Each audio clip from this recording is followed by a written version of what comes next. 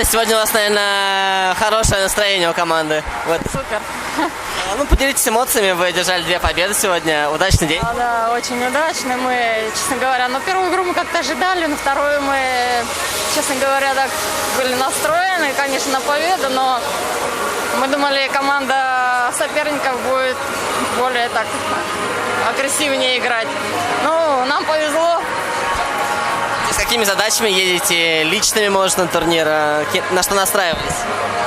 С личными, только на победу всегда едут. По матчу вы так вели, да, уверенно. Что в концовке произошло с вашей командой? Ну, там произошел несчастный случай, рикошет, и вторая шайба залетела от нашего игрока. Неприятность такая была, но мы выстояли. Понервничать пришлось в концовке? Конечно, конечно. У вас очень мало замен.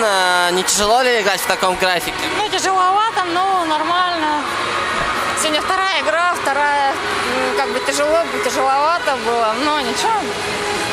Как вы считаете, прогресс по сравнению с первым этапом есть? Ну, я думаю, что да, конечно. А в чем, получается, прибавляете? Ну, скорости немножко, у нас увеличилась какая-то техника, появилась немножко. Надо, конечно, много еще работать нам. Но, тем не менее, стараемся. Девчонки вообще молодцы, поздравляю их. Спасибо.